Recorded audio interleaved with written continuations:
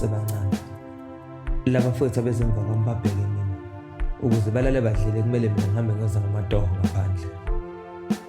Mfowethu nasesikoleni ngifunda kabi ngoba ngiye ngithi noma sengibakhumbule ngiphume engathi ngiye etoilet kanti ngiyazi ukuthi ngiyobuka isithombe sami. Mfowethu kunzima ukukhula ngaphandle komzali, kungaphezu kwamandla, nami sengihlulekile, angazi ngikwenze njani. Uma ngabe bekhala kimi kuvele kungivusele usizi lo ngempela futhi. Uma kungenzeka mfowethu bengicela ukuthi ngiphi inombolo yaseZulu ngihleze ngifonela khona ngezulwini ukuze ngizokwazi ukuthi ngixhumane nabazali bami. Ungezwa ngabantu kunzima ukukhuluma nabo abazali. Abafowethu abezemva kwami babheke mina ukuba ngumzali engikufunde kubo. Baba, ngiyakhumbula lana khona, ngiyacela welule isandla sakho kimi. Lana ngihlala khona kunomzimba engihlangabezana nawo. Nawe mama, ngiyakhumbula usenami ngoba ukusekhona ngaba njena. Ngiyazibuza ngisiphendula ukuthi ngani ningabuyinanga amaphupho nezongibonisa indlela okumele ngikhulise ngayo abafowethu.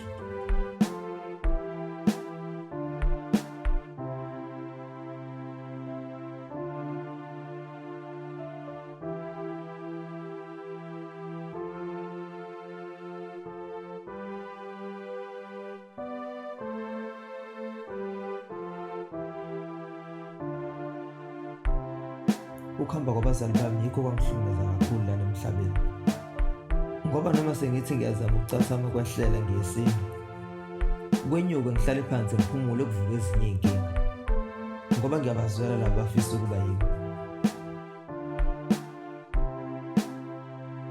Ungafisi ukuba yimina ngoba lezi nkinga enginazo ngeke wena wayimela.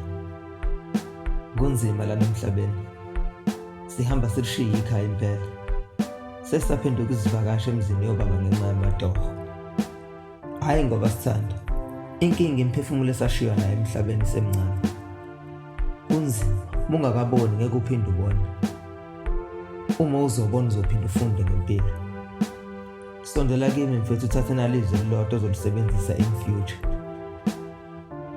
Funda ukuzimela ngoba uma ungazi ukuthi ikhaya liyaphela, linda kusho noma uzobona liphenduka umuzi ongawazi.